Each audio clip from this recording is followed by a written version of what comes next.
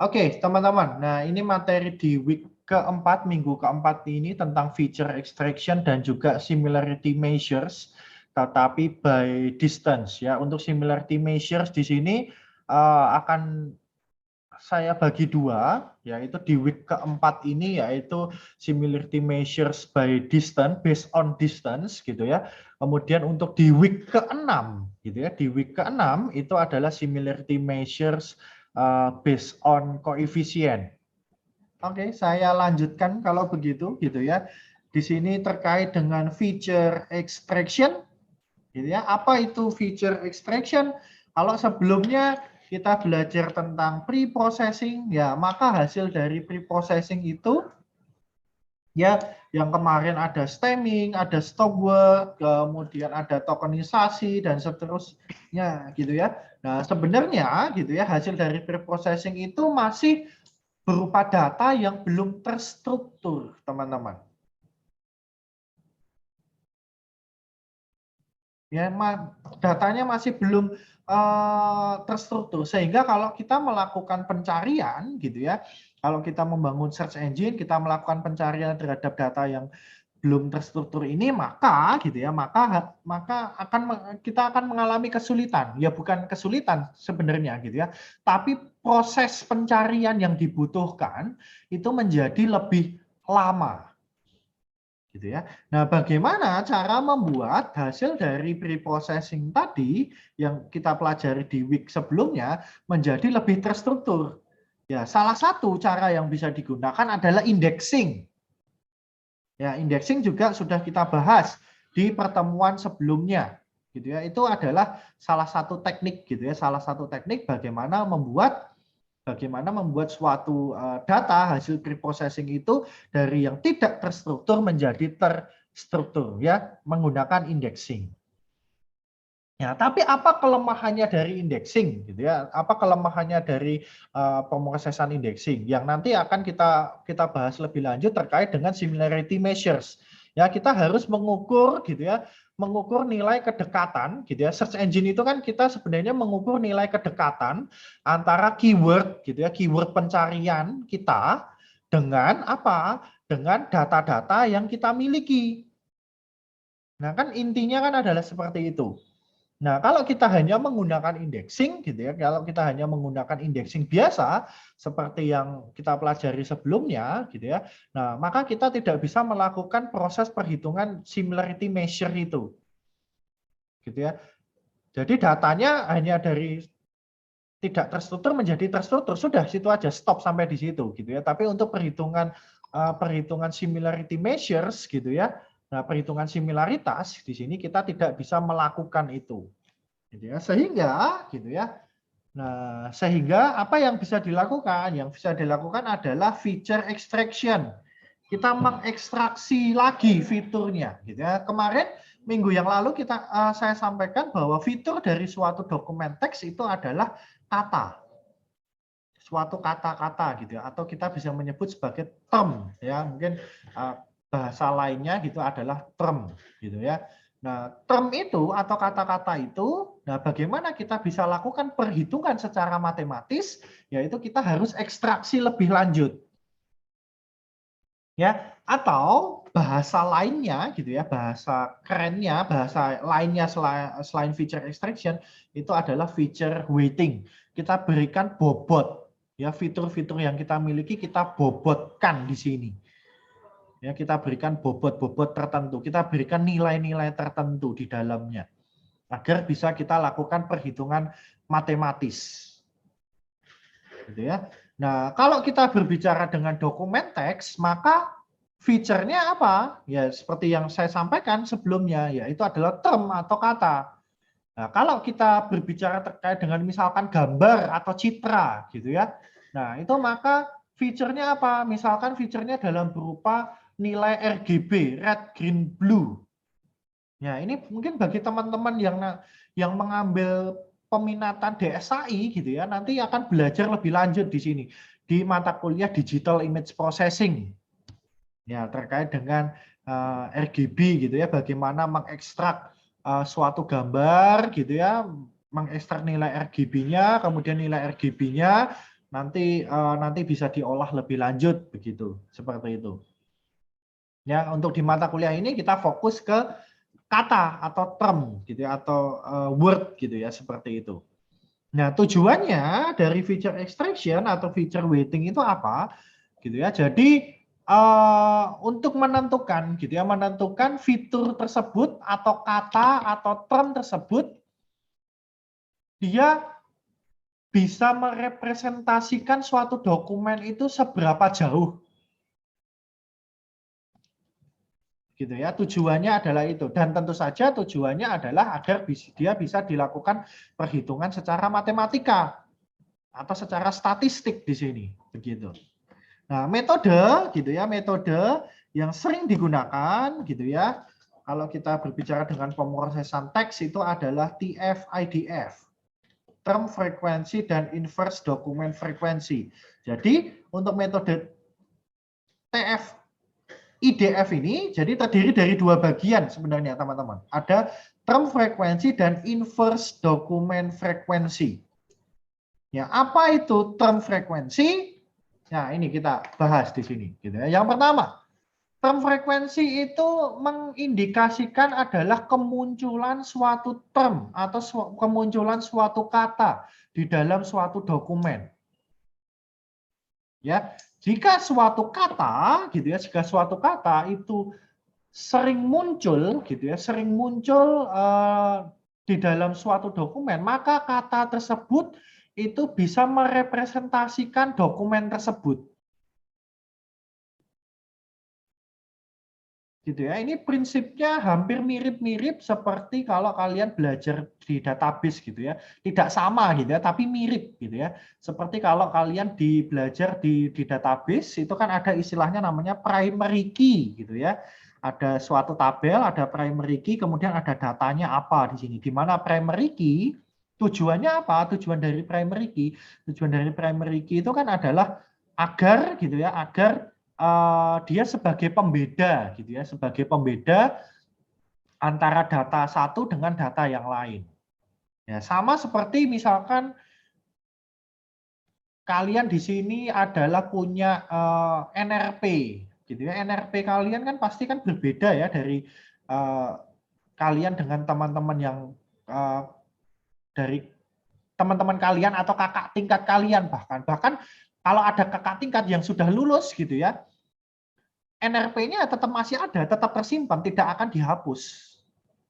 Gitu ya, bukan mentang-mentang oke sudah lulus terus NRP-nya ini diwariskan ke adik kelasnya. Ya enggak seperti itu, karena NRP itu kan NRP kalian itu kan punya makna gitu ya. Punya suatu makna tertentu gitu kan. Ya, seperti itulah. Ya, mirip-mirip konsepnya adalah seperti itu. Itu adalah kalau terkait dengan term frekuensi di sini. Ya, untuk term frekuensi itu sendiri itu masih dibagi beberapa jenis, teman-teman. Ya, yang pertama adalah binary. Nah, binary kalian sudah tahu ya, harusnya sudah pernah belajar mungkin di mata kuliah apa? Organisasi komputer ya, atau apa kalau dulu teman-teman mahasiswa angkatan yang 2019 mungkin dulu namanya adalah Orarkom ya kalau nggak salah, organisasi komputer. Tapi kalau sekarang namanya adalah kalau nggak salah computer organization ya, COA gitu ya, COA. Nah mungkin harusnya kalian belajar di situ gitu ya, terkait dengan binary gitu ya, biner. Nah biner itu kan ya hanya ada angka 1 dan angka 0 gitu kan. Simpelnya kan adalah seperti itu kan, bilangan biner itu kan hanya ada angka 1 dan angka 0. Berarti kalau suatu term gitu ya atau suatu kata itu ada di dalam suatu dokumen, maka kita berikan nilai 1. Kalau tidak ada, maka dia 0. Ya, begitu teman-teman sekalian. Nah, misalkan contohnya seperti ini. Contoh sederhananya, simpelnya. Ada 2 dokumen. Ya, ada 2 dokumen, di mana 2 dokumen ini terdiri dari kata-kata ini. Nah, kemudian kata-kata ini harus kita ekstrak, teman-teman, gitu ya. Kita ekstrak alias kita hanya mengambil kata-kata yang tidak duplikasi. Ya, artinya adalah kalau gabungan gitu ya. gabungan dari dua dokumen ini itu sebenarnya kan hanya mengandung dua kata ya teman-teman. Makan dan juga nasi.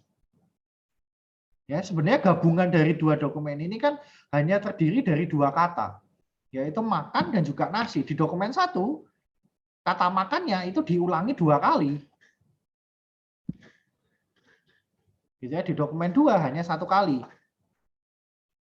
Ya, seperti itu. Nah, maka kalau kita menuliskannya gitu ya dalam bentuk matriks gitu ya, kita bisa menuliskannya seperti ini. Jadi ada dua term atau dua kata yaitu makan dan juga nasi. Nah, kemudian kita lihat di dokumen 1. Oke, di dokumen 1 untuk kata makan ya itu muncul 2 kali. Nah, kita nggak peduli dia mau muncul 2 kali, mau muncul 3 kali, mau muncul 1000 kali gitu ya. Teman-teman, kita tetap hanya menuliskannya adalah 1. Karena ini kita memakainya konsepnya adalah biner. Hanya 1 dan 0. Pokoknya yang penting ada aja gitu ya di dalam suatu dokumen, maka ini nilainya 1.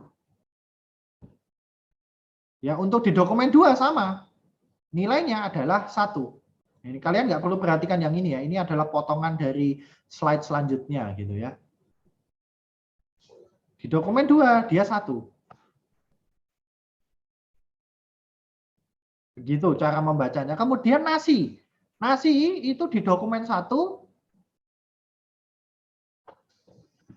kita tuliskan 0 karena dia nggak ada, nggak muncul sama sekali di sini. Ya, untuk di dokumen 2 dia ada. Maka tuliskan 1. Ya, itu untuk biner. Ya, kemudian yang kedua, jenis kedua adalah raw. Nah, kalau raw di sini bukan hanya kita melihat kemunculan suatu kata gitu ya, tetapi kita harus menghitung gitu ya, menghitung jumlahnya. Jumlah kemunculannya berapa? Ya, seperti ini. Nah, ini adalah yang raw, versinya yang raw. Ya, seperti tadi, kata makan di dokumen 1 itu muncul 2 kali. Ya sudah, tuliskan 2 di sini. Untuk di dokumen 2 muncul 1 kali ya, tuliskan 1. Untuk kata nasi di dokumen 1 tidak muncul, maka tuliskan 0. Di dokumen 2 tuliskan 1. Ya, kalau untuk raw kita juga harus menuliskan gitu ya. Kita harus menuliskan juga ya kemunculannya gitu ya, kemunculan suatu katanya di sini. Ya. Tipe yang ketiga, ya tipe yang ketiga adalah terkait dengan logaritmik. Ya, terkait dengan logaritmik di sini. Nah, tujuannya apa? Jadi untuk mencoba menghindari dominasi gitu ya, dominasi dari suatu dokumen gitu ya, yang kata-katanya sedikit tapi kemunculan suatu katanya itu besar. Nah, karena kalau kita menggunakan TF-RAW gitu ya, kalau kita menggunakan TF-RAW otomatis gitu ya, itu nilainya akan gede sekali gitu ya, bobot termnya akan gede sekali. Dia munculnya sedikit di suatu dokumen tapi gitu ya, dia ada di sedikit dalam suatu dokumen, kata-katanya itu sedikit tapi ada satu kata dia munculnya itu banyak. Ya, seperti itu. Sehingga range-nya gitu ya, range-nya antara bobot kata satu dengan kata yang lain itu akan jomplang gitu ya, akan terlalu jauh. Nah, maka oleh karena itu kita harus istilahnya kalau di istilahnya di dunia big data itu namanya diskalakan gitu ya, di scaler gitu ya, atau diskalakan. Kita harus skalakan gitu ya, agar range-nya gitu ya itu tidak terlalu jauh gitu ya, tidak terlalu dominan ke satu kata tertentu di sini begitu. Nah, rumusnya bagaimana? Rumusnya adalah 1 plus log basis 10 ini TFT ini maksudnya apa? Ini adalah nilai dari TF raw, teman-teman ya. Ini adalah nilai dari TF atau term frekuensi raw.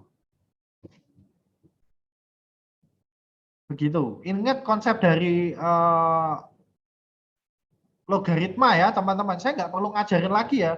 Barunya konsep logaritma ini di luar kepala lah. Ini sudah diajarin di SMA gitu ya. Sehingga kayak nggak perlu mengajari lagi gitu ya. 10 log 1 berapa hasilnya gitu ya. 10 log 10, 10 log 100 dan seterusnya. Itu harusnya ya di luar kepala lah gitu ya.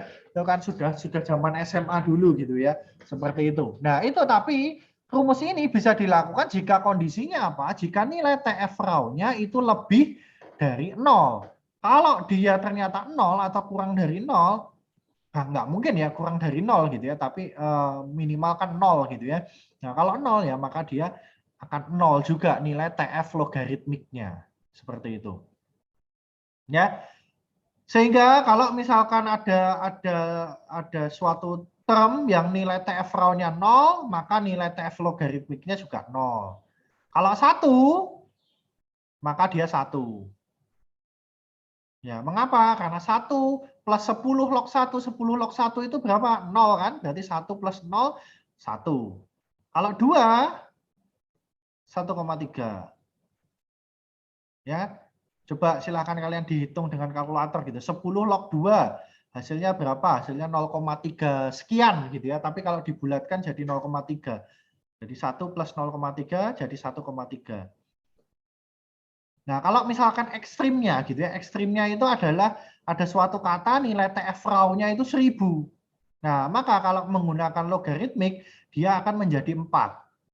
Ya kan karena 10 log 1000 itu kan 3 gitu kan. 1 plus 3 berarti kan hasilnya 4. Nah, kan sehingga tidak terlalu berbeda jauh gitu ya, teman-teman ya. Dari yang TF raw-nya cuma 2 gitu ya, TF raw-nya cuma 2 dengan 1000 ya. Nilai TF-nya ini tidak range-nya tidak begitu jauh. Ya, seperti itu, teman-teman. Nah, ini contohnya. Ya, untuk contoh kasus yang tadi di sini. Ya, sehingga kalau dari sini kita bisa lihat ya. Nah, ini kan tidak terlalu jauh gitu ya. Range-nya kan tidak terlalu jauh dibandingkan dengan ini. Lebih dekat range-nya. Jika kita menggunakan logaritmik. Gitu. Nah, oke, tadi sudah kita berbicara tentang term frekuensi TF. Nah, maka komponen satunya lagi dari TF IDF adalah IDF itu sendiri, inverse document frequency. Ya, inverse dokumen frekuensi itu bagaimana konsepnya bahwa suatu kata atau term yang itu muncul di sedikit dokumen, maka itu justru gitu ya, maka itu justru yang akan dianggap penting. Karena kenapa? Berarti kan dia semakin unik gitu ya, teman-teman. Kalau suatu kata itu jarang muncul gitu ya, jarang muncul atau sedikit muncul di sekumpulan dokumen. Misalkan kita punya 10 dokumen nih. Nah, ada satu kata itu hanya muncul di 3 dokumen. Nah, maka kata tersebut itu kan semakin unik ya, teman-teman ya. Berarti kan semakin bisa mewakili suatu dokumen. Semakin unik di sini dibandingkan dengan dia muncul di 10 dokumen. Nah, maka justru kata-kata itu kasarannya sebagai pasaran gitu ya, ibaratkan sebagai pasaran gitu ya.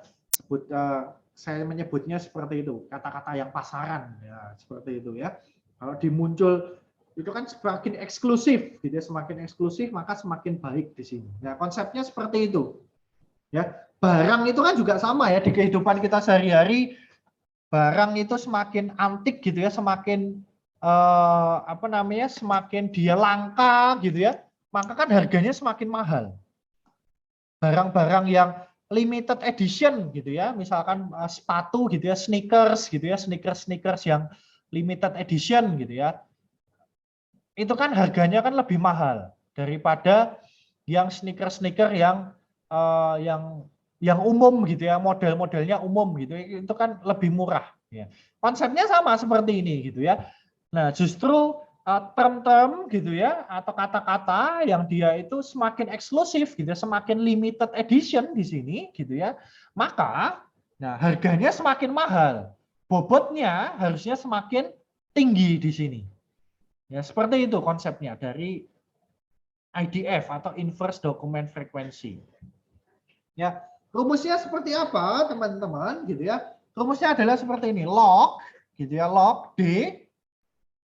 D itu apa? Jumlah dari dokumen yang kita miliki dibagi DF. DF itu apa? Jadi jumlah dokumen yang terkandung suatu term. Nah, itu maksudnya seperti apa, Pak? Nanti kita akan ada contoh kasusnya, teman-teman. Kita akan bahas bersama-sama terkait dengan maksudnya bagaimana cara menghitung DF itu sendiri. Gitu ya. Beberapa versi, teman-teman, beberapa versi ada yang pakainya itu adalah lognya basis 2, ada yang basis 10. Gitu ya. Nah, tapi sekarang ini gitu ya, sekarang ini gitu ya, lebih banyak digunakan yang basisnya adalah basis 10. Karena library-library yang dikembangkan itu banyak yang menggunakan basisnya adalah basis 10 untuk lognya. Seperti apa library yang nantinya akan kita gunakan, itu juga kita pakainya basisnya adalah basis 10. Begitu, teman-teman. Dan nilai TF IDF itu bagaimana? Ya, nilai dari TF, TF-nya kita pakai apa? Nah, ini tergantung kasusnya gitu ya. Binary kah, raw kah, atau logaritmik, kemudian dikalikan dengan IDF. Nah, mungkin kalian bertanya-tanya gitu ya, Pak, kalau bagaimana kita cara menentukan kita pakainya TF-nya itu adalah pakainya yang raw, binary, atau logaritmik? Ya, jawabannya adalah tergantung dari kasus yang kalian gunakan di sini. Nah, ibaratkan seperti ini, teman-teman. Kalian kalau mendevelop gitu ya, kalau kalian mendevelop suatu software, pasti kan ada yang namanya adalah tahap uji coba atau tahap evaluasi atau tahap testing gitu ya, seperti itu. Nah, kalau kita berbicara di dunia DSAI gitu ya, kita berbicara dengan dunia DSAI itu kan berkaitan dengan eksperimen, berkait dengan eksperimen gitu ya, uji coba gitu ya, riset dan seterusnya. Nah, sehingga kalau kalian mendevelop suatu, misalkan contohnya kita mendevelop suatu search engine, ya, kita mendevelop suatu search engine, kita menggunakan metode TF-IDF, yang satunya pakai TF-nya binary, yang satunya raw, yang satunya logaritmik. Nah, kita develop menggunakan 3 metode yang berbeda. Nah, setelah itu di tahap uji coba, di tahap evaluasi, atau di tahap testing, nah, kita ukur akurasinya. Nah, kita ukur akurasinya mana yang terbaik.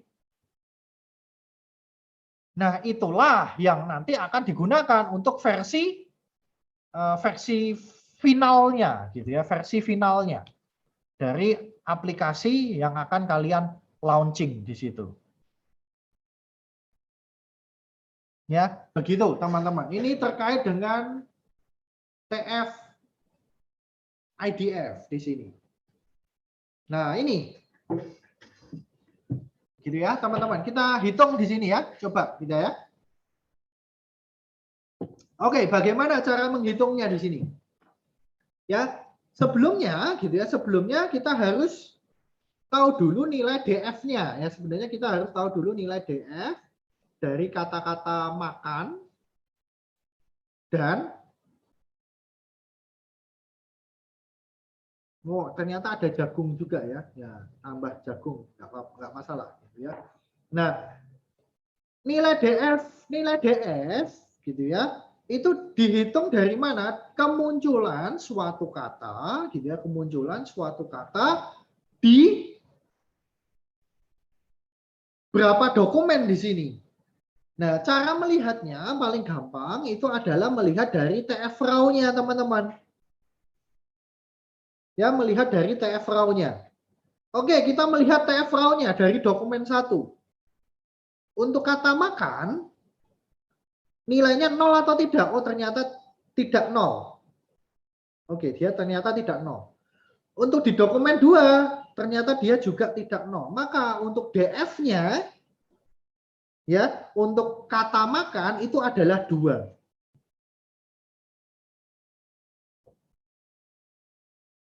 Begitu ya teman-teman ya. Kemudian untuk nasi. Oke, untuk nasi di dokumen 1 0. Ya, di dokumen 2 ternyata lebih dari 0 atau 1. Nah, maka untuk kata nasi DF-nya itu adalah 1. Kemudian untuk jagung lebih dari 0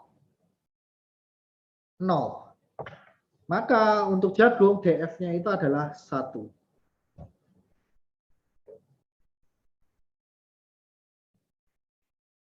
Begitu. Nah, baru setelah ini kita bisa hitung nilai TF-IDF-nya. Nilai TF-IDF-nya adalah log D. D itu apa? Jumlah dokumen. Jumlah dokumennya di sini ada berapa? Ada 2. 1, 2. Maka log 2 dibagi nilai DF-nya. DF-nya berapa? Untuk kata makan 2. Berarti hasilnya berarti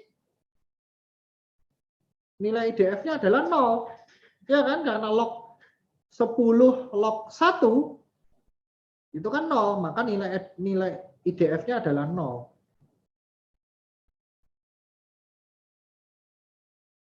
Begitu. Nah, ini pun juga sama.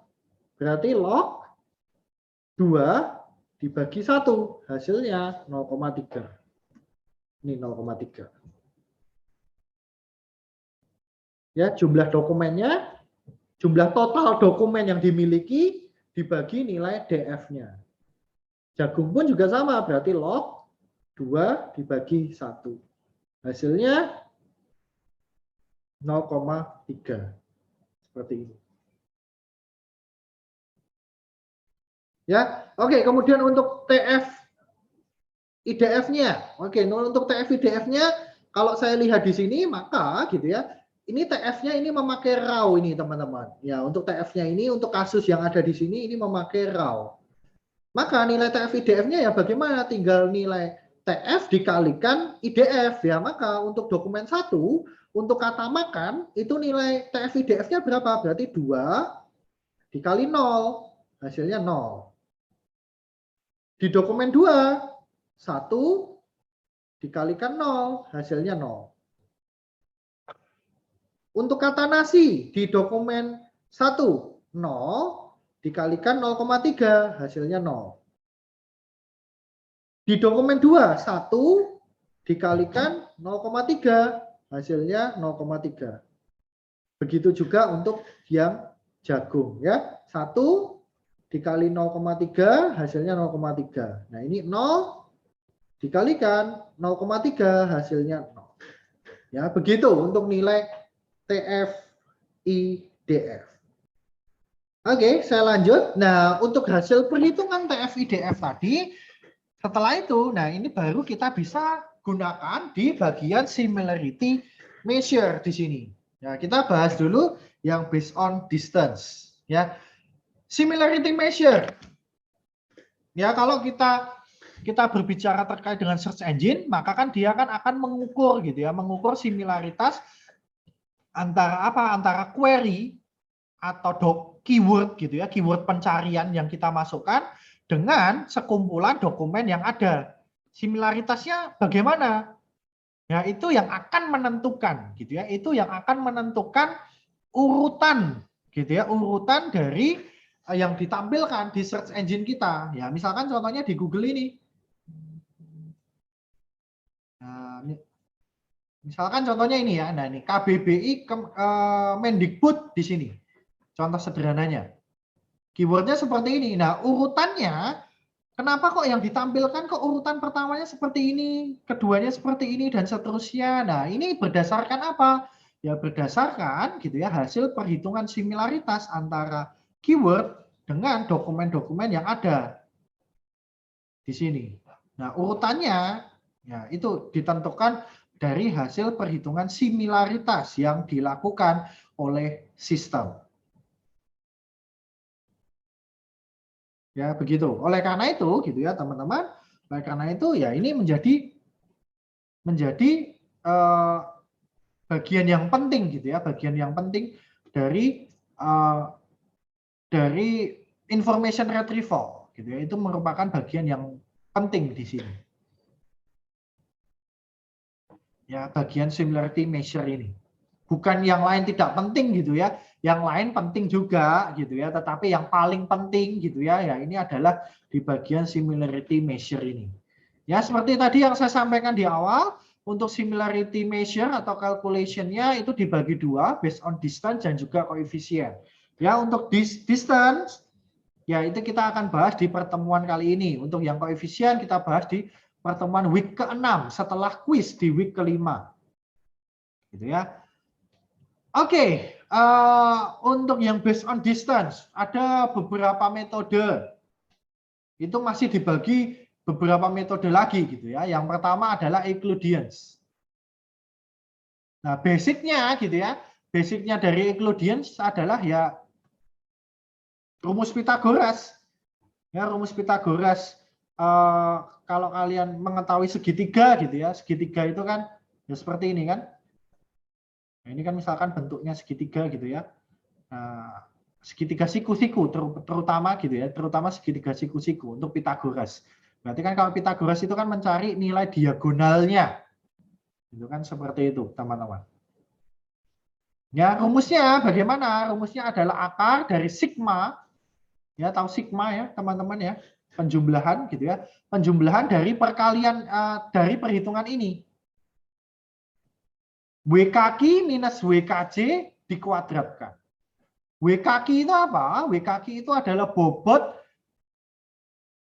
term dari suatu query. Nah, mungkin saya akan pakai bolpennya yang berbeda ya, teman-teman ya. W kaki itu adalah bobot dari term yang ada di suatu query atau keyword pencarian yang kita lakukan.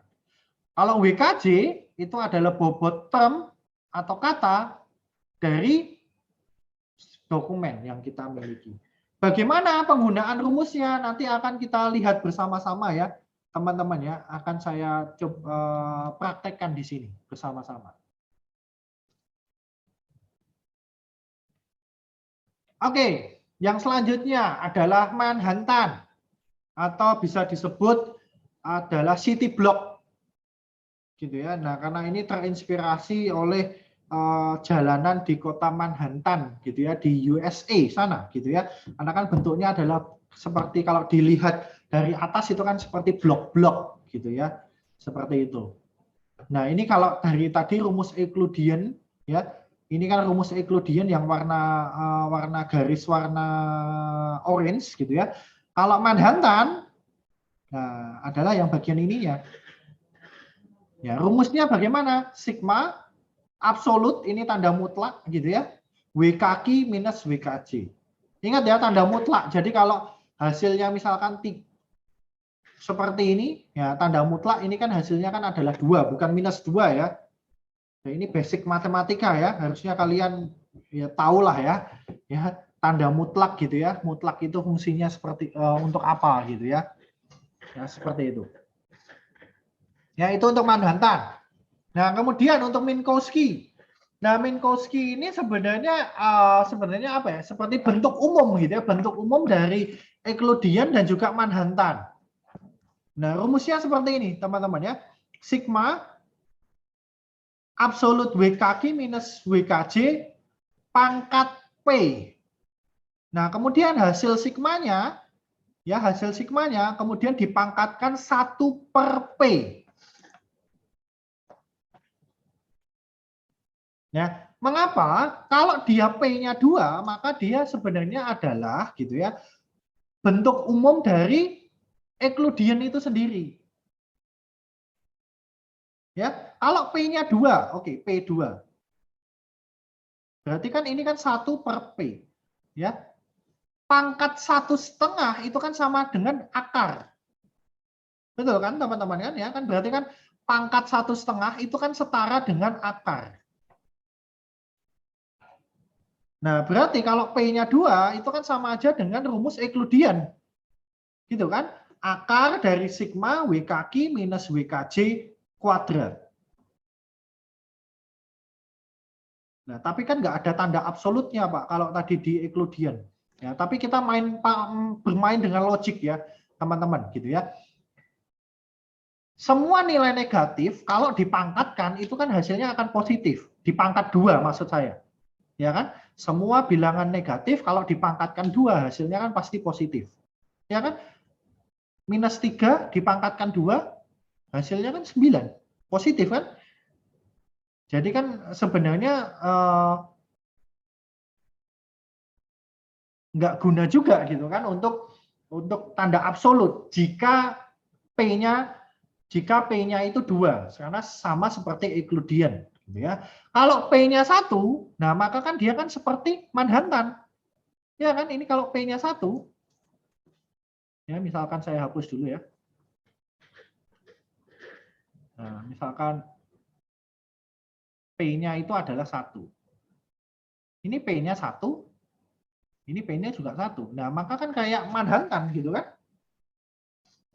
Pangkat 1 ya nggak ada artinya gitu ya. Pangkat 1/1 ya juga nggak ada artinya gitu kan, sama seperti Manhattan di sini.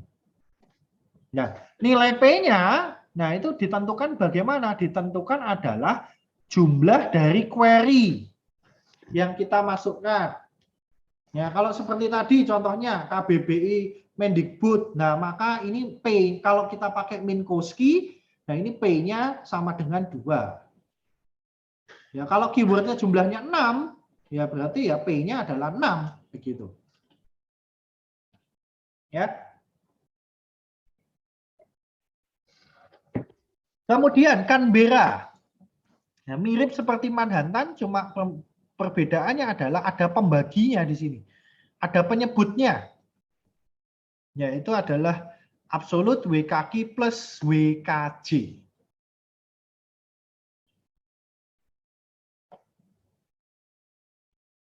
Ya, ini untuk Canberra. Ya. Kemudian untuk Chebyshev.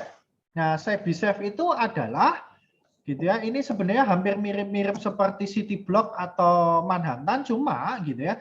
Cuma kita melihat nilai maksimalnya, nilai maksimumnya dari WKQ minus WKJ yang ada di keseluruhan kata di suatu dokumen. Ya, nanti akan kita lihat contohnya, maksudnya seperti apa. Ya. Nah, yang terakhir adalah Hamming.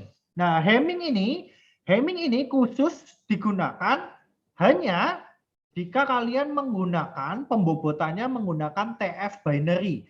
Bukan TF IDF ya, tapi just TF binary, hanya TF binary. Ya, TF binary itu menggunakan logika apa? Logika XOR.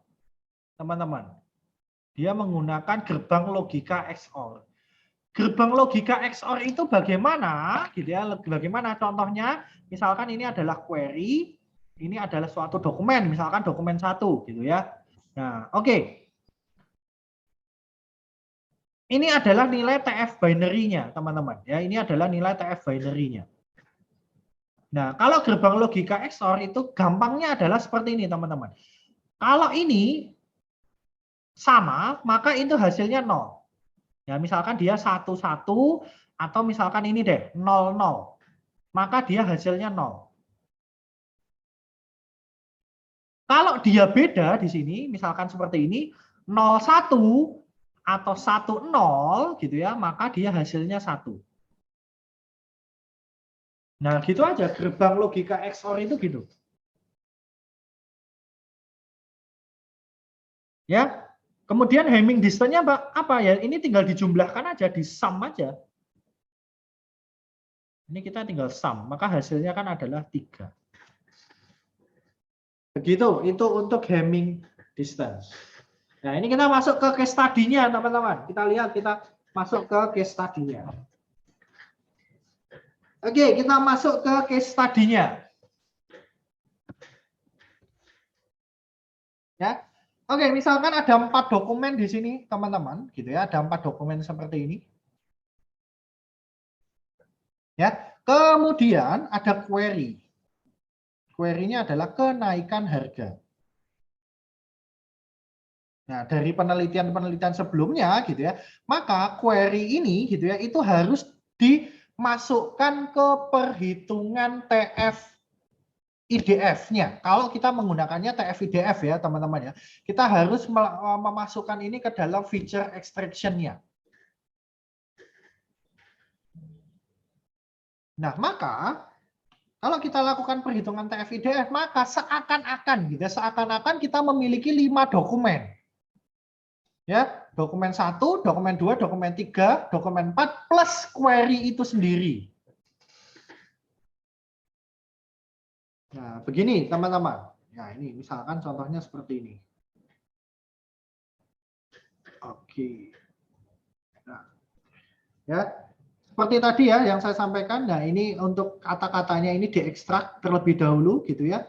Diambil mana yang tidak duplikat gitu ya. Kemudian kita hitung di sini TF-nya kebetulan pakai TF raw. Gitu ya, untuk kata dolar itu di dokumen 1 berapa kali muncul? Dokumen 2 berapa kali muncul, dokumen 3 berapa kali muncul, dokumen 4 berapa kali muncul, di query itu berapa kali muncul, dan seterusnya hingga dokumen yang terakhir, kemudian baru kita hitung DF-nya. Nah, untuk menghitung DF, ya otomatis kita harus melibatkan juga query-nya di sini. Kita harus melibatkan ini juga, teman-teman. Ya, oleh karena itu di sini nilai DF-nya ini adalah 2. Ini 1, 2.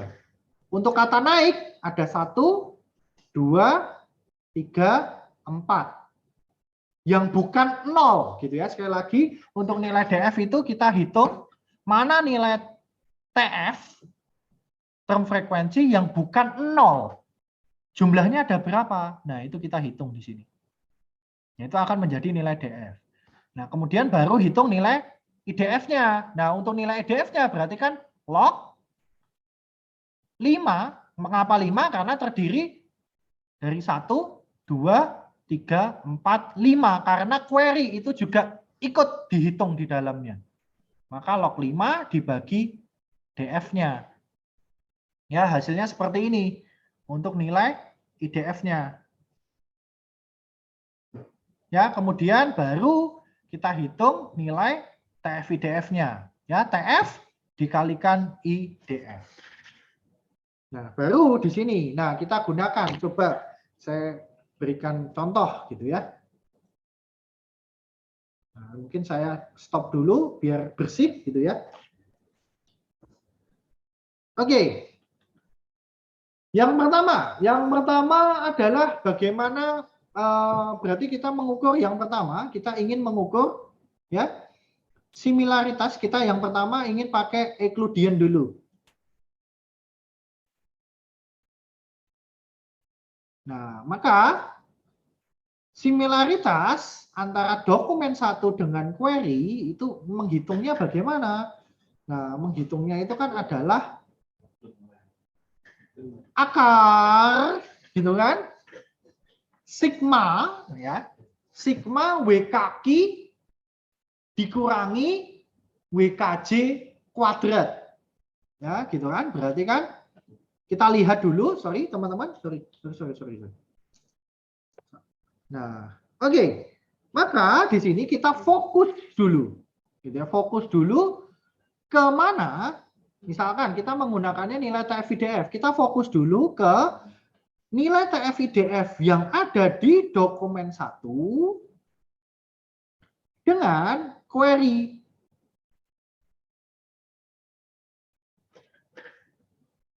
Nah, seperti itu. Ingat rumusnya. W kaki minus WKJ kuadrat. Maka kan kita hitung satu-satu gitu ya. Maka 0 minus 0,4 kuadrat. Gitu kan? Berarti kan 0 minus 0,4 kuadrat ditambah karena sigma ya. Sigma itu kan berarti dijumlahkan semua gitu kan. 0,1 minus 0,2 kuadrat. 0,1 minus 0,2 kuadrat plus lagi 0,1 minus 0,1 kuadrat, 0,1 minus 0,1 kuadrat plus 0 dikurangi 0,7. Ya, 0 dikurangi 0,7 kuadrat dan seterusnya gitu ya, sampai di sini.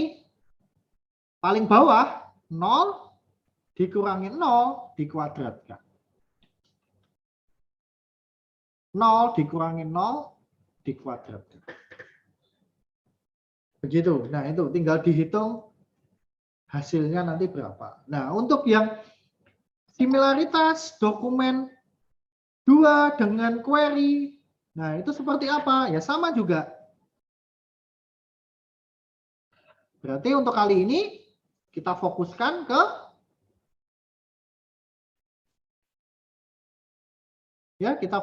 ke dokumen 2 dengan query. Itu kan? Berarti di sini 0 minus 0 kuadrat plus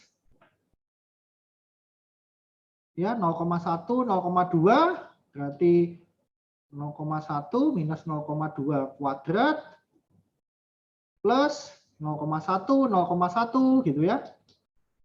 0,1 minus 0,1 kuadrat plus 0 0 juga berarti 0 minus 0 kuadrat dan seterusnya sampai plus 0 minus 0. 0 minus 0 kuadrat. Gitu ya. Itu berlaku juga untuk similaritas dokumen 3 dan query dan similaritas dokumen 4 dan query.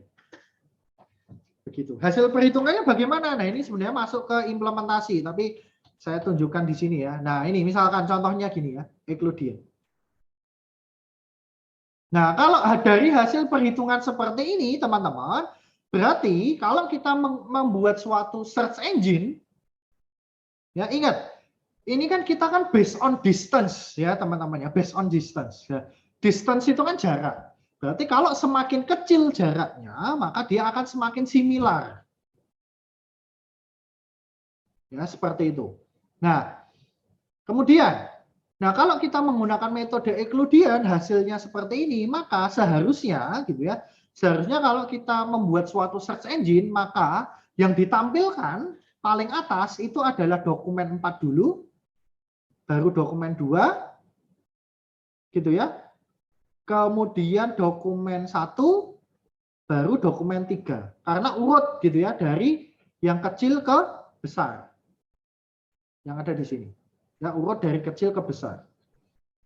Ya, maka kalau ada dokumen seperti ini gitu ya, teman-teman. Dokumen seperti ini, keywordnya seperti ini gitu ya. Ya, maka kalau kita menggunakan Euclidean, maka yang ditampilkan, urutan yang ditampilkan adalah dokumen 4 dulu, yang paling similar, dokumen 2, dokumen 3, baru dokumen 4.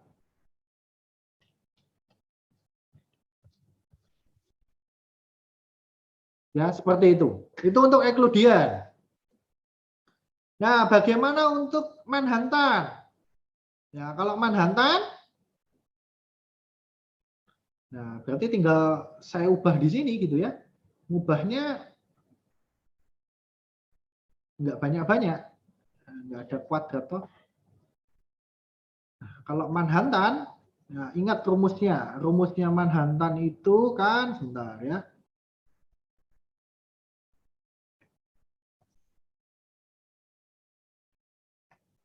Oke, rumusnya Manhattan. Dia kan adalah sigma absolut WKQ minus WKJ. Itu kan, maka dari ini kan tinggal sigma saja.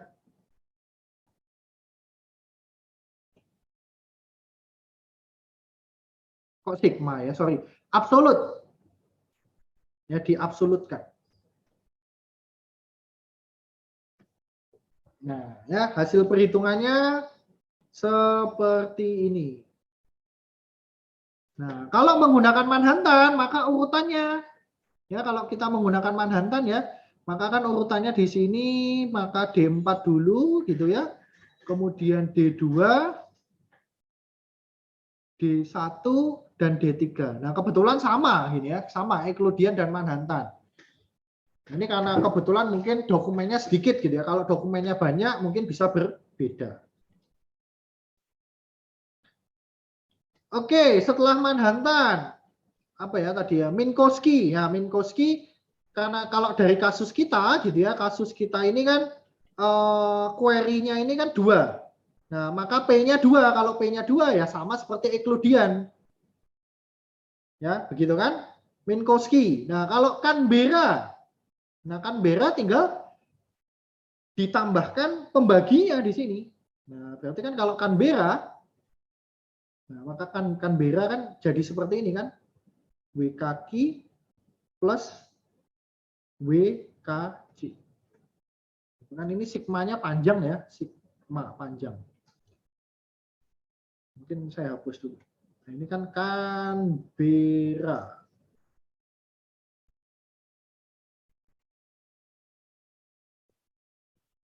Sigma. Gitu ya. Maka di sini kan tinggal tambahkan ini kan. 0 plus 0,4. Ya, ini kan berarti kan tinggal ditambahkan 0,1 plus 0,2 dan seterusnya. Ya, seperti itu. Kemudian selanjutnya Chebyshev. Nah, Chebyshev ini seperti ini kalau Chebyshev. Nah, kalau Chebyshev, nah ini kan kita menghitung nilai maksimalnya, sorry bukan menghitung, tapi mencari gitu ya, mencari ya teman-teman ya. Maka kan kita mencari di sini nilai maksimalnya. Nah, ini bukan plus lagi, bukan sigma gitu kan. Kalau Chebyshev itu kan rumusnya adalah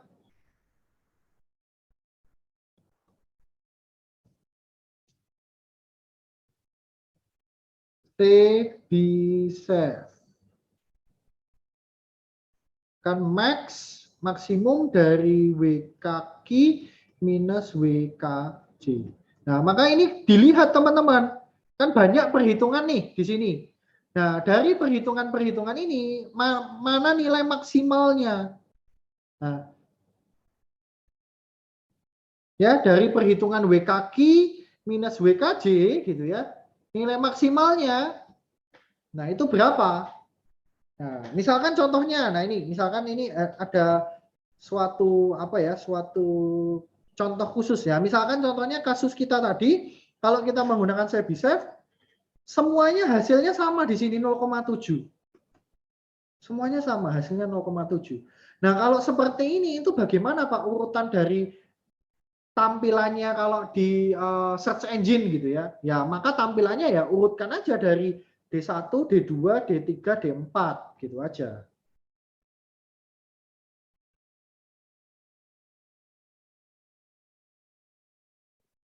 Ya, urutannya seperti itu. Kalau misalkan seperti ini Pak, ada satu yang ada yang seperti ini. Ini misalkan 0,8, di sini 0,8. Nah, urutannya gimana? Nah, ya sudah berarti mungkin D2 gitu ya. D4, D1 dan D3. Nah, kalau kasusnya seperti ini. Seperti itu tadi. Nah, seperti yang ada di samping ini.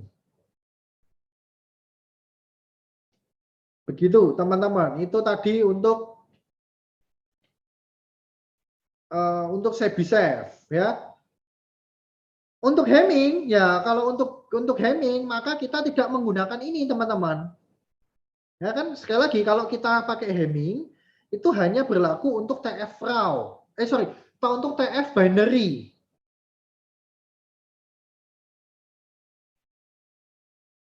Gitu ya, otomatis. Nah, ini harus diubah dulu menjadi TF binary. Kalau ini kita ubah dari menjadi TF binary kan ini menjadi seperti ini. Ini kan 1 gitu ya. Ini akan menjadi 1. Itu kan mana lagi? Ya, sudah cukup. Nah, kita nggak perlu perhatikan yang bagian ini.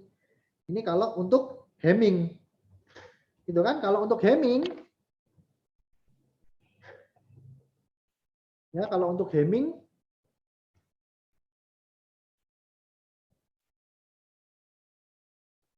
kan bukan seperti ini lagi, gitu ya. Maka akan seperti ini. Oke.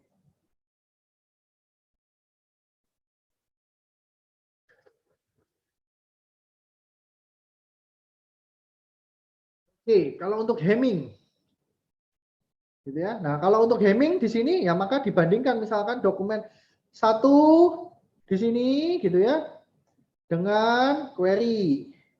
Ingat konsepnya dari gerbang XOR. Ini kan 1, 0, maka 1 plus. Ini kan 1, 1, maka 0. Ya kan? Plus.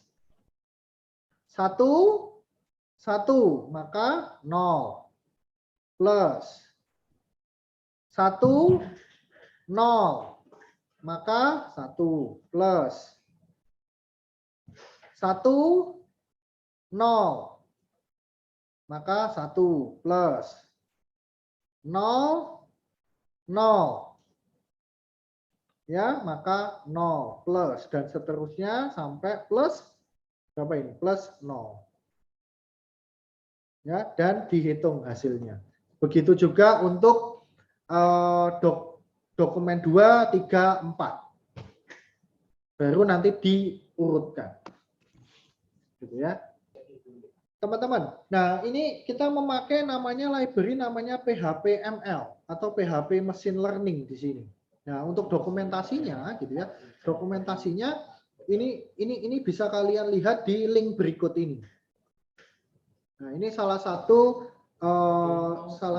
library machine learning yang khusus untuk PHP gitu ya, yang khusus untuk PHP di sini.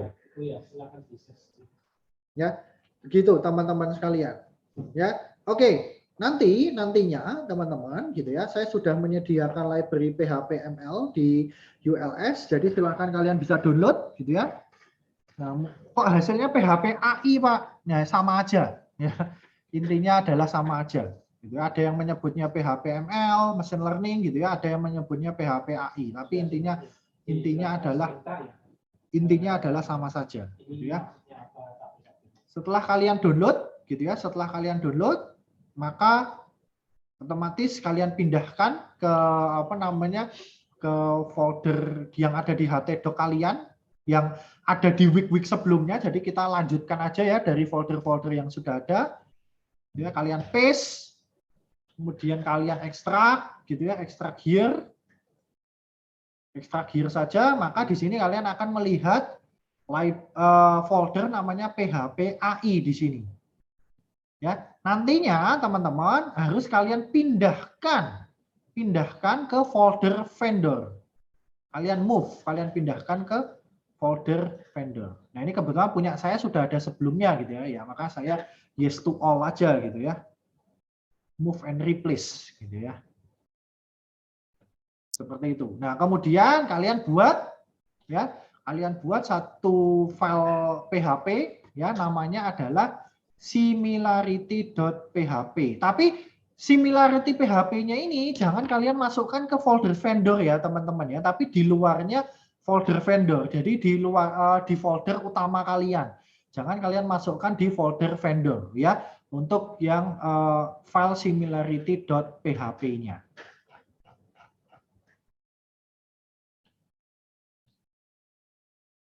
Ya, begitu teman-teman sekalian. Oke. Ya, dengarkan dulu penjelasan dari saya. Kalau tidak nanti error gitu ya, teman-teman ya. Ada mungkin error dan seterusnya gitu ya. Oke. Kita mulai. Yang pertama adalah kita akan melakukan TF-IDF dulu ya, teman-teman ya. Melakukan TF-IDF dulu. Ya, seperti biasa kita load dulu gitu ya. Kita pakai require once untuk folder vendor dan juga file autoload-nya. Ya, kemudian di sini ya untuk TF-IDF kita menggunakan ya 3 buah kelas di sini ya, kita import terlebih dahulu juga di sini memakai use ya, kemudian PHPML bla bla bla dan seterusnya hingga kelas ini. Nah, ini maksudnya seperti apa? Nah, ini maksudnya seperti ini teman-teman gitu ya. Kalau kita masuk ke ini ya folder PHP AI. Nah, kalian akan melihat folder namanya PHPML di sini. Masuk ke dalamnya, masuk ke bagian SRC. Nah, di sini ada berbagai macam folder pemrosesan yang bisa dilakukan oleh library PHPML. Nah, misalkan contohnya ya untuk feature extraction. Ya, tadi kan TF IDF itu kan masuknya adalah feature extraction di sini. Gitu kan? Nah, itu maksudnya berarti kita masuk ke ini. Dari PHP-ML masuk ke folder feature extraction gitu ya, kemudian masuk ke token count vectorizer di sini. Ini token count vectorizer. Nah, di sini maksud perintah ini itu adalah seperti itu, teman-teman sekalian. Jadi maksud perintah ini itu adalah seperti itu. Nah, ini untuk tokenization. Tokenization ya untuk tokenisasi. Nah, tokenisasi yang disediakan di library PHP-ML itu adalah Unigram.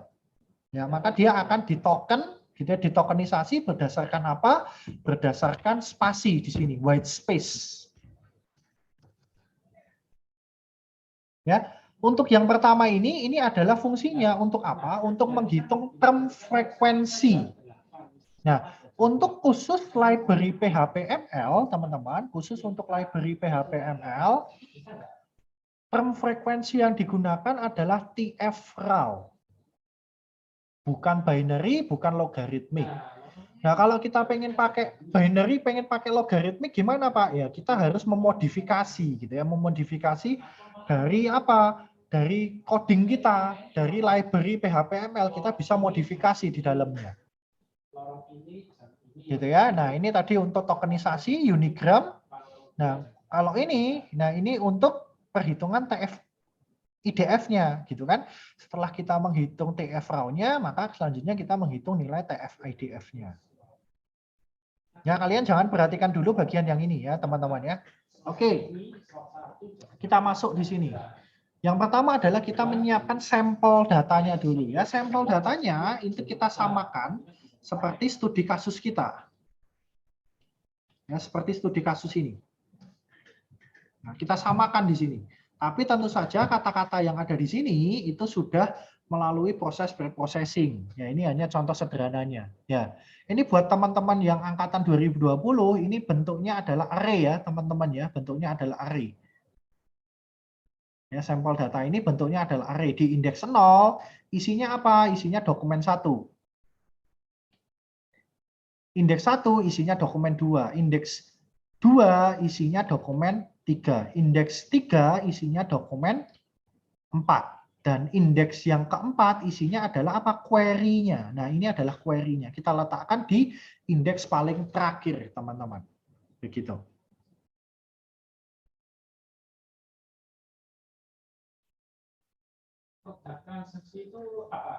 Gitu. Nah, kemudian kita lakukan perhitungan term frekuensi dulu, TF-raw-nya. Nah, caranya bagaimana? Kita buat variabel dulu. Misalkan contohnya variabel TF gitu ya. Kemudian kita panggil teman-teman, panggil kelas dari token count vectorizer. Kita panggil kelasnya, kita buat objek dari kelas token count vectorizer. Untuk parameternya, ya parameter di dalamnya adalah white space tokenizer di sini. Ya, karena tokenisasinya kita pakai Unigram di sini. Seperti itu. Ya, setelah itu ya objek tadi gitu ya, objek tadi kita berikan datanya. Datanya kita fitkan ya. Kita panggil metode fit dari sampel datanya tadi. Ya, setelah itu kita transform. Kita ubah. Kita hitung nilai term frekuensinya. Nah, otomatis teman-teman gitu ya, otomatis setelah proses ini ya nilai ini sudah berubah ya, teman-teman ya.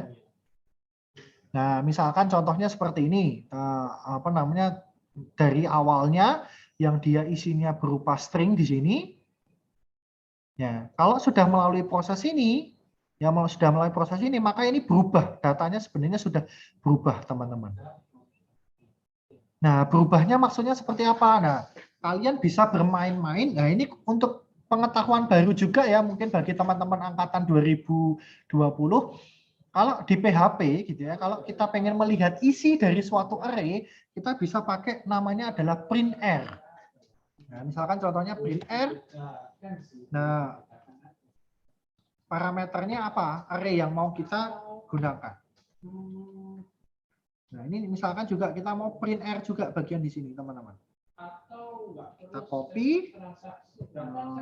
Setelah proses ini ya, setelah proses ini saya print R. Ini saya komen dulu. Nah, mungkin saya tambahkan itu di sini untuk spasinya ya, teman-teman. Nah, oke, kita lihat di sini hasilnya seperti apa gitu ya. Nah, oke. Nah, ini hasilnya. Nah, ini kan datanya tadi ya, data dokumennya ya. Cara bacanya ini adalah indeks ya, teman-teman ya. Ini adalah key-nya. Bentuknya mirip kayak dictionary gitu ya. Ada key-nya gitu ya, indeksnya. Nah, ini adalah datanya. Gitu ya, ini adalah datanya. Ya, jadi dari tadi ya, ini adalah dokumen 1, dokumen 2, dokumen 3, dokumen 4, dan ini adalah query-nya. Nah, seperti tadi yang saya sampaikan di awal, ya sampel datanya yang awalnya isinya adalah suatu string gitu ya. Nah, sekarang setelah melalui proses ini gitu ya, setelah melalui proses ini, dia sekarang berubah menjadi suatu nilai-nilai. Nah, nilai-nilai inilah gitu ya. Nilai-nilai inilah gitu ya, nilai-nilai inilah yang dimaksudkan dari nilai term frekuensi itu sendiri.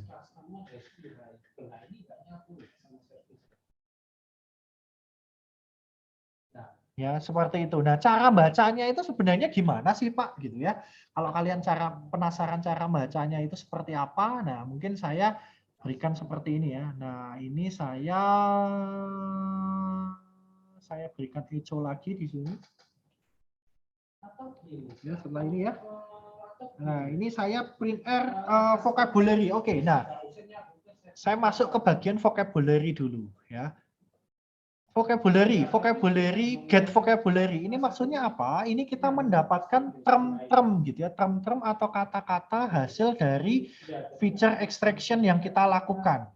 Ingat bahwa kita kan akan mengekstraksi kata-katanya gitu ya, sehingga tidak ada yang terduplikasi di sini. Gitu ya, tidak ada yang terduplikasi sama sekali. Ya, oleh karena itu ya teman-teman ya, nanti hasilnya adalah seperti ini. Kalau saya save, ya saya jalankan hasilnya, gitu ya, saya jalankan hasilnya, saya refresh, nah maka hasilnya seperti ini. Ya, di sini kalau kalian lihat berarti sebenarnya gitu ya dari 5 dokumen gitu ya, termasuk query, sebenarnya itu hanya terdiri dari 11 kata. Ini kan dari indeks 0 sampai 10. Nah, cara membacanya adalah seperti ini, teman-teman. Ya, gabungan dari kedua ini ya. Gabungan dari kedua ini gitu ya. Gabungan dari kedua ini cara membacanya adalah di dalam dokumen 1 gitu ya, di dalam dokumen 1 ya, untuk kata dolar ya, term frekuensinya TF raw-nya adalah 1. Untuk kata naik di sini, naik kan ada di sini ya, teman-teman ya. Untuk kata naik nilai term frekuensinya adalah 2. Nah, ini adalah dokumen 1.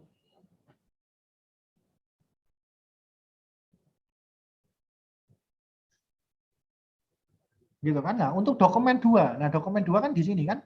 Untuk di dokumen 2 gitu ya.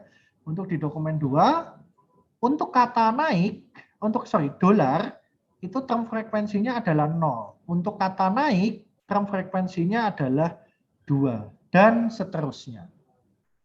Nah, sehingga kalau kita tampilkan dalam bentuk tabel gitu ya, dalam bentuk tabel, nah perintahnya seperti ini, teman-teman. Ya. BR itu break ya, teman-teman ya. Ini adalah perintah break untuk enter ya, untuk enter. Perintah ini untuk fungsinya untuk enter. Ya. Awalnya kita berikan judul dulu di sini, hanya sebuah judul ya, term frekuensi, kemudian kita buat tabel dulu. Tabel pembukanya, ini adalah tabel penutupnya. Ya, kemudian kita untuk baris pertama tujuannya apa? Kita mencetak, teman-teman. Kita mencetak baris ini.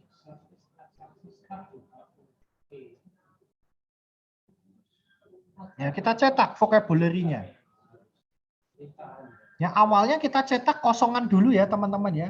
Ya, untuk kolom 1 kita cetak kosongan dulu di sini. Nah, ini kosong.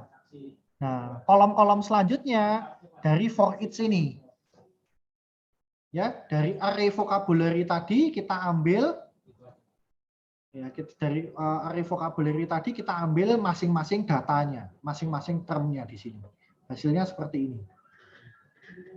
Nah, mungkin kalau kalian perhatikan yang ada di slide gitu ya, teman-teman, kalau kalian perhatikan ada di slide kok ini kok bentuknya memanjang ya, Pak ya. Nah, ini bentuknya memanjang. Nah, ini kan versi lain ya, teman-teman. Ya, ini basic pemrograman ya, teman-teman ya. Sebenarnya bentuk seperti ini ya, bentuk seperti yang saya lingkari ini itu kan sebenarnya kan sama seperti ini. Nah, supaya saya mengenalkan juga ke kalian gitu ya, bahwa itu ternyata kalau misalkan for gitu ya, itu ternyata terdiri hanya dalam satu baris, itu bisa kita tuliskan hanya dalam satu baris saja, nggak perlu pakai kurung-kurung seperti ini ya. Seperti ini pun bisa gitu ya. Nah, kalau di dalam for each yang ada berbagai macam perintah ya jangan melakukan seperti ini. Maka nggak bisa di sini.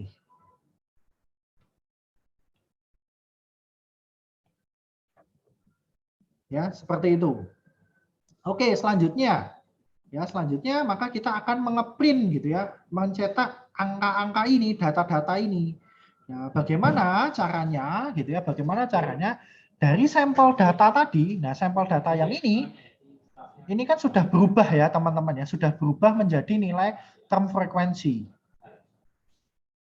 Ya, dan kalau kalian perhatikan gitu ya, nah ini mungkin baru juga buat teman-teman yang angkatan 2020. Kalau kalian perhatikan di sini ada array, ada array. Nah, kalau kalian perhatikan di dalamnya, berarti ini ada array di dalam suatu array. Gitu kan? Ada array di dalam suatu array. Berarti apa di sini? Berarti di sini adalah multidimensional array. Array multidimensi. Ya, array multidimensi di sini. Nah, kalau array multidimensi, berarti untuk mendapatkan datanya, kita harus menggunakan double looping. Atau double for di sini. Nah, oleh karena itu teman-teman, ya dari sampel data tadi kita ambil isinya, isi di dalamnya. Nah, isi di dalamnya itu masih berupa apa? Berupa array. Ya, berupa array kan, array, gitu ya, array dan juga array. Nah, padahal kita kan mau mengambil nilai yang ada di dalamnya ini. Gitu kan? Nah, maka otomatis ya kita harus pakai ini for each selanjutnya. Dari isi tadi gitu ya, dari sampel data yang masing-masing isinya adalah berupa array, baru kita ambil itemnya, masing-masing itemnya. Nah, kita cetak di dalam kolom, gitu ya, kolom suatu tabel. Tapi sebelumnya di sini kan ada D1, D2, D3, D4 dan query. Nah, bagaimana caranya ya? Kita pakai if else saja. Kita count gitu ya. Jika i kan ada i ya. Di sini i-nya saya mulai dari 1. Ya, karena dokumennya kan mulai dari 1 ya. Jika i-nya itu sama dengan count sampel data alias jumlah dari sampel datanya, ya jumlah dari sampel datanya ada berapa? Kalau dia sama dengan i, maka yang ditampilkan, yang dicetak adalah Q. Q itu apa? Query. Nah, maka kan artinya adalah i itu sudah berada di indeks paling terakhir. Gitu ya, sudah berada di yang paling berada di paling terakhir. Kalau tidak, else, maka cetak D ditambahkan I. Nah, I-nya kan mulai dari 1, berarti kan D1, D2, D3, D4. Gitu ya, seperti itu. Ya, untuk if else ya sama ya, logikanya sama seperti yang saya sampaikan tadi. Kalau kita punya hanya punya satu perintah di dalam if atau else, kita bisa tuliskan secara memanjang seperti ini. Tapi kalau kalian bingung, teman-teman, ya kalian bisa menuliskan seperti ini. Nah, kalian bisa menuliskan seperti ini. Tapi intinya sebenarnya sama. Gitu ya, maka tampilannya akan seperti ini, teman-teman sekalian.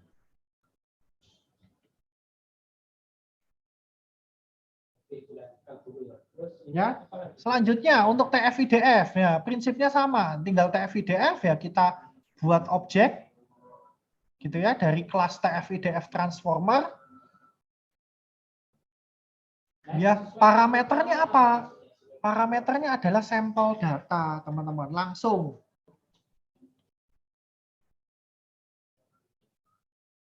Di sini langsung ya. Langsung sampel data tadi yang sudah berubah menjadi nilai TF tadi. Nah, kemudian baru kita lakukan transform sama seperti sebelumnya. Ya, untuk TF-IDF-nya. Ya, kemudian tampilkan. Ya, cara nampilkannya ya sama seperti tadi. Nah, hasilnya akan seperti ini.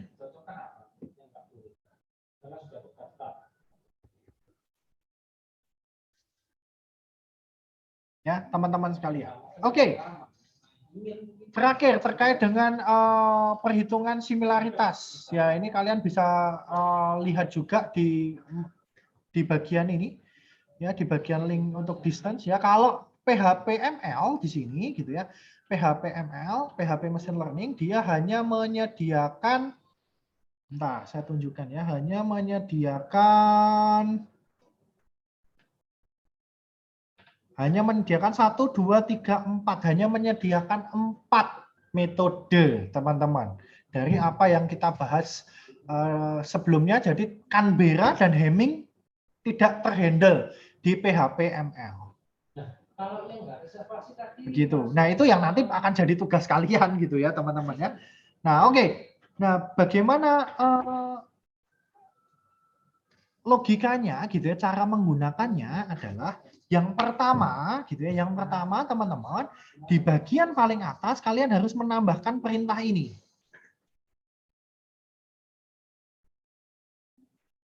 Ya, di bagian paling atas kalian harus menambahkan perintah yang ini. Ya, untuk mengimport dulu. Gitu ya, dari PHP-ML, folder math, distance, kemudian kelas Euclidean, Manhattan, Chebyshev, dan juga Minkowski. Ya, kemudian implementasinya seperti ini. Yang pertama adalah kita hitung dulu jumlah datanya, teman-teman. Ya, ada variabel jum, kita hitung jumlah data yang kita miliki. Count sampel data. Oke, kemudian bagaimana penggunaan Euclidean? Oke, di sini membuat objek variabel Euclidean dari kelas Euclidean kita panggil. Ya, oke, sebentar ya, teman-teman ya, saya ada telepon sebentar.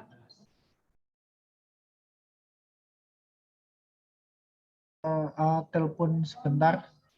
Ya, oke, saya lanjutkan ya. Habis dari ini, gitu ya. Habis dari kita membuat objek dari kelas Euclidean tadi, gitu ya. Nah, bagaimana cara penggunaannya? Nah, kita harus pakai for di sini, teman-teman. Harus pakai looping. Ya, kita kan harus membandingkan, gitu ya, menghitung similaritas antara dokumen-dokumen yang ada dengan query. Ya, begitu kan, teman-teman. Nah, otomatis kita looping di sini mulai dari indeks 0 sampai indeks I jum -1. Why? Kenapa, teman-teman? Kalau dari kasus yang kita lakukan, maka $jum itu kan nanti akan berisi 5. Betul ya? Nah, kan akan berisi 5. Kan karena dokumen 1, 2, 3, 4 dan juga query. Kan akan berisi 5. Dan dokumen 1 sampai dokumen 4 itu kan berada di indeks 0 sampai 3. Ya. Itu kan berada di indeks ini. Untuk query itu berada di indeks 4.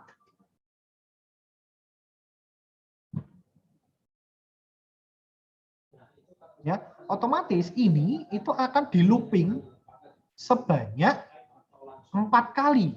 Ya, mulai dari indeks 0, 1, 2, dan 3. Makanya di sini jum -1. Maka kalau jum -1 berarti kan di sini kan 4. Betul ya, maka kan akan di looping dari indeks 0, 1, 2, 3. 4-nya kan nggak ikut gitu kan, karena ini kan kurang dari. Gitu kan? Nah, kemudian bagaimana cara menggunakannya gitu ya? Kita buat variabel misalkan $hasil ya. Kemudian dari objek tadi Euclidean tadi kemudian panggil distance.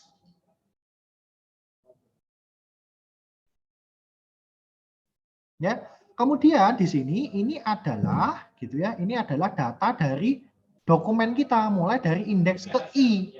Berarti kan mulai dari indeks 0 gitu ya sampai 3. Nah, ini adalah jum minus 1. 5 minus 1 berarti 4. Nah, sampel data yang ada di indeks 4 itu kan adalah query, teman-teman. Ya, berarti kan ini gitu ya, ini kan akan bersifat statis. Yang dinamis adalah ini. Karena menyesuaikan dengan I-nya. Gitu kan? Nah, kemudian baru tampilkan hasilnya. Ya, tampilkan hasilnya D I plus 1 berarti dokumen 1 gitu ya, misalkan mulai dari D1 gitu kan, 0 plus 1 berarti 1 gitu ya, 1 plus 1 berarti 2, nilai dokumen dengan suatu query adalah berapa? Kita bulatkan, ini pembulatan ya teman-teman, pembulatan 2 angka di belakang koma. Round ini fungsinya untuk pembulatan 2 angka di belakang koma. Dari hasil tadi, ya dibulatkan 2 angka di belakang koma. Kemudian di break untuk di enter. Begitu ya, hasilnya seperti ini ya, hasilnya akan seperti ini teman-teman tampilannya gitu. Nah, untuk Manhattan gimana ya, sama, cuma yang membedakan adalah ininya aja, yang membedakan hanya ininya. Untuk metodenya yang digunakan sama teman-teman, saya bisa juga sama, ini yang membedakan hanya ininya, yang lainnya dalam-dalamnya sama. Sehingga nanti kalau kalian sudah menyelesaikan bagian yang ini gitu ya, ya bagian yang lain itu tinggal copy paste saja teman-teman gitu ya, nggak perlu ngetik berulang-ulang gitu ya. Tapi kalau sudah menyelesaikan bagian ini tinggal copy paste kemudian diubah-ubah gitu ya. Nah, kalau Minkowski sama, cuma perbedaannya ada di sini teman-teman. Nah, di sini ini adalah kita memasukkan nilai P-nya. Kita memasukkan nilai P-nya. Ingat, kalau Minkowski tadi kan ada faktor P. Gitu ya, kita memasukkannya ada di sini, bagian sini. Ya, seperti itu. Dalamnya sama, cuma yang membedakan adalah ya bagian ininya saja. Seperti itu, teman-teman. Ya, silakan.